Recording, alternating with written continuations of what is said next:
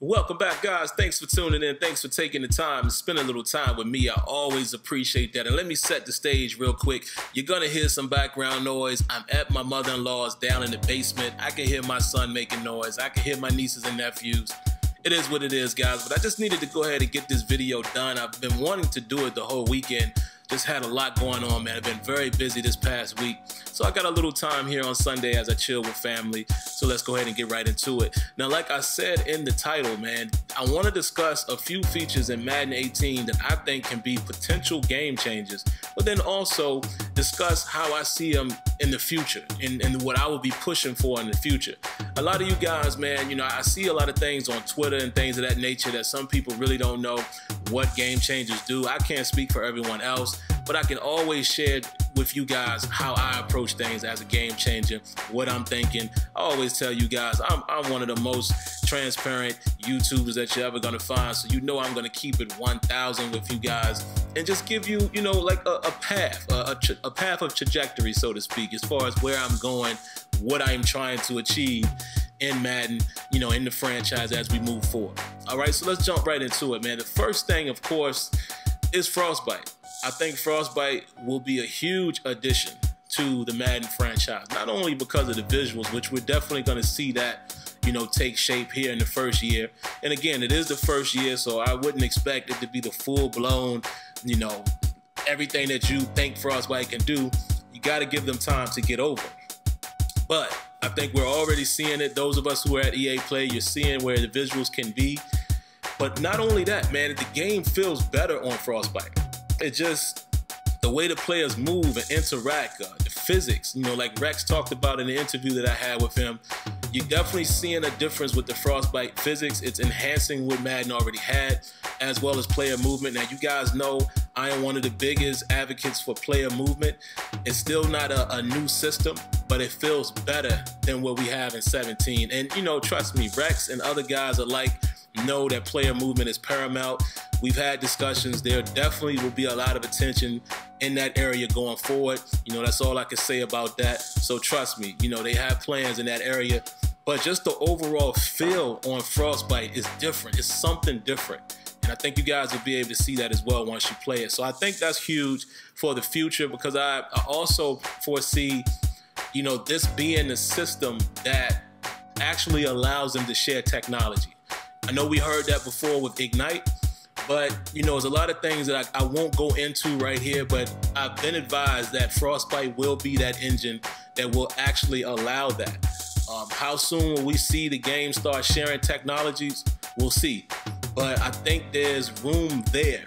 You know, if you look across the board, if you look at the other games at EA that are either on or not on Frostbite right now, and just think about when they're all on Frostbite, running on the same code base, there's a lot of opportunities there. I mean, FIFA comes to mind to me automatically. There's some things in that area from FIFA that I would love seeing implemented in Madden. So I think that's going to be great for the future. We have to talk about ball hawk and the changes in that area in target passing. Now, guys, with the ball hawk, and excuse me, I'm just looking at some of my notes here. Ball hawk and target passing, how I want to approach that. There's a lot of different ways you can look at it. First of all, taking the ability from you being able to hold down wide is huge. Not only is it huge for more realistic gameplay in terms of timing, but let me explain to you why it's huge in another area. What that could potentially be doing, and this is just my opinion again, where the game changer part of it comes into effect, this could be changing the game in terms of untethering the ball. You understand what I'm saying? Well, you've heard me say all the time, man, why does it seem like guys are drawn into animations, and why does it seem like, you know, the receiver and the wideout are not doing separate things all the time, and once they're in that animation, you lose user control? Well, I think removing the ability to just hold wide will reduce some of that warping. Are there two-man sequences in the game? Yes, they are. They look a lot cleaner to me from the time that I played the game. It doesn't look like 17. I saw minimal, if not any, shifting and warping. You know, when I say minimal, there was times where you could tell that an animation was starting to play. but it was not like 17 where it warps. You know, that's yet to be determined. We'll have to see how that plays out. But where the ball hawk comes into play, it reduces the chances or the opportunities as in when that warp animation or the two-man sequence can play out. So that could be a potential area where it's affecting the tethering of the animation, as well as, again, you heard Rex talk about positional advantage. Now, as far as the tethering of the ball, that's more so for the target passing. Here's another opportunity. Placing the ball where you want it to go, right? These two go hand in hand, in my opinion, the ball hawk and the target passing, to reduce tethering the ball. Because what I'm envisioning with this, if it's not already this way, in the future, you'll have it to where you throw it to a spot and the receiver has to get to the ball, or the defender has to get to the ball, not warped into place via animation. You see what I'm saying? This could be the beginning of that. And I'm telling you guys, when you get your hands on it and you learn how to use target passing, it's going to be very interesting, the things that you can do. You know, I saw a lot of opportunities where I purposely threw the ball out in front to see if my receiver would warp to it. He did not. There were a lot of opportunities where it was bare misses, you know, like near miss, like almost had it, right? And the right animation played out as far as the effort catch. There were also opportunities in the red zone where I didn't have anything and I just threw the ball away. Now you have the control to do that. You don't have to take a sack. So there's a lot of positivity right there as far as what it could be. Like I said, where I think it's a game changer, both the target passing and the redesigning of ball hawk is now, to me, this is what I'm going to push for. Not having the animations override the outcome. Untethering the ball from the actual catch point. Because y'all know how it works now. You know, if the ball is thrown in a certain area and they're in a certain radius, they can catch it. But I think this is moving towards being able to allow the defender and the receiver to do their own thing regardless. Well, where that ball is, more so they having to go to the ball and their hands finding the ball instead of the ball warping to them. I think this is the beginning of that. It's yet to be determined. We still have to play the game and do numerous tests, of course, guys, to see how much of that is there. But I think this could be a potential game changer. And again, Rex talks about positional advantage. There you go. Tie all that together. The other thing I have here, man, is shading. The shading actually works, guys. And to me, this is allowing this could possibly allow different techniques and individuality going forward. Again, here's the potential game changer. This could be setting the standard. And what I'm talking about is when I say potential game changer in future, this is the stuff I'm going to push on. I'm going to push for these things based off of features that are already there. So now with the new shading, which, you know, shading actually works now. Even when you come up to the line, when you shade right or left, you're going to see your guy physically move and line up on the right shoulder, the shoulder that, you know, wherever he's attempting to shade, you know, inside, outside, or what have you, you're going to see that, right? You have the different chucks now. A lot of different chucks and press animations that you're going to see. There's a lot of interactions as well, even downfield, you know, with the contextual awareness and things of that nature. But here's where it could be a potential game changer. Now, imagine if this translates into technique, right? So now that you have that ability, and let me add this as well, the CPU will be using all of these same mechanics. Now you might have the opportunity when you're playing a CPU opponent, or even if it's just your secondary and you're not controlling them, their technique may always be to play the inside, because that's the type of player he is. It may be a guy like, let's say Richard Sherman. When Seattle, a lot of times when they'll come out in like a cover 3, but he rolls up and he presses. He presses all the time. But there's been times that they've done that and then he bails out. Or he plays the inside or outside. So imagine now that you have the shading back working, now you can start differentiating the different techniques and allow more player individuality. Maybe now going forward, again, this is stuff I'm going to push for. Maybe now this could be some type of trait.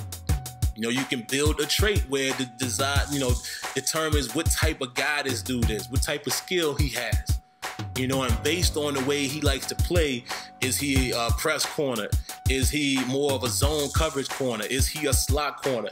Now we can get some differentiation. You know, I don't know if that's a correct word I said there, but we now can differentiate players, give them different abilities, and think about now in the draft, you can say, oh, you know, I need this type of guy. Like right now, the Pittsburgh Steelers, my Steelers need a slot corner more than anything else.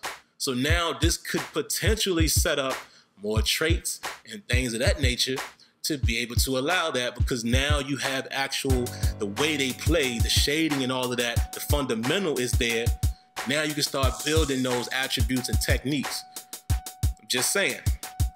Now there's a couple other things I want to say along those lines. You have the individual mechanics now. You can manually do a press inside, outside. I'm talking about when you're controlling that player. This basically came in because of the team play component. You know, both the receiver and the DB has moves that you can manually pull off. So again, the CPU will be using all of these. You know, as far as the release and the get off and the, you know, I can't remember all of the names. One of them is called fire feet, or something like that. I don't know. I know I got it wrong, but the receivers have different ways that they can get off. The DBs have different ways they can attempt to, you know, attack you, press you left, press you right, up front, trail, all of that type of stuff, right? So again, now that the CPU can do that on its own, start thinking along those lines. Now we can add the traits to this guy. Just saying, man. That's how I've envisioned it, and this is the stuff I will be pushing for. A couple other things, man. Coaching adjustments. Once again, this could be a game changer. Now, this is something that we had in the past. It's something that we had in NCAA.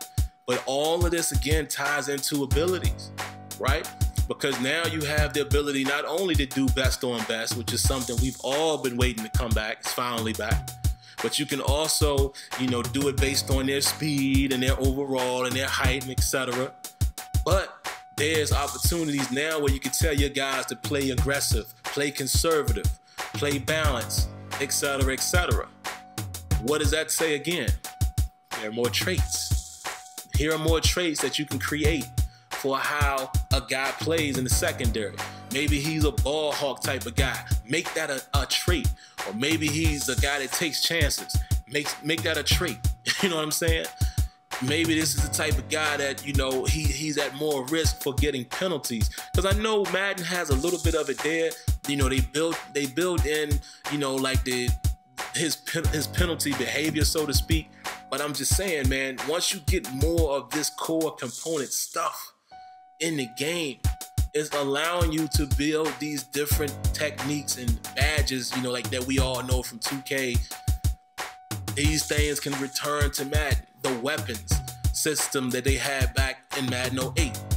All of this stuff, this is how I'm seeing it. And again, allowing you to see it from the mind of a game changer, myself.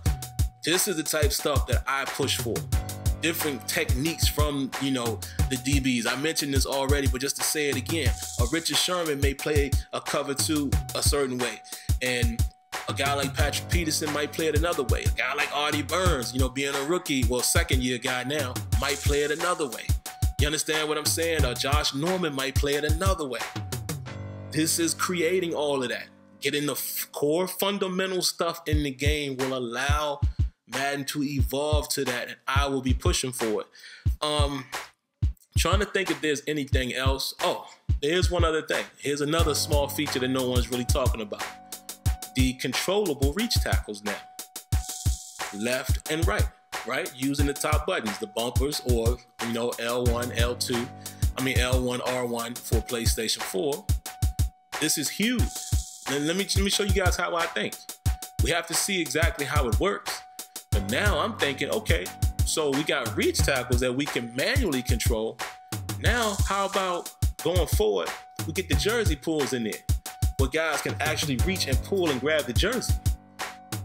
Think about that. So, in my vision, you know, bringing this all full circle, Frostbite being the system that allows you to share technology, you borrow that from FIFA. Maybe you borrow the cloth physics from NHL. So the jersey, how the jersey is, it's independent. And now you have your own reach tackle mechanic that you have. Now you have it to where you can reach, grab the jersey, and pull them down. And not only is it just for tackles, think about holding calls now. Think about the DB and wideouts now. You know, maybe being able to manually control when you want to grab the receiver and impede his progress. Allowing you to do that manually, allowing that to be a mechanic so you can physically and manually create pass interference or create things like defensive holding because you know you're beat on the fly route. You see it happen and you switch to the guy real quick, you reach out and grab, hold him, it's 5 yards instead of a touchdown. See, this is how I'm thinking, guys. And the last thing I will say, I'll keep this last because I wasn't necessarily excited about it when it was announced, excuse me, but long shot. Now, let me explain what I mean by my thoughts on it initially.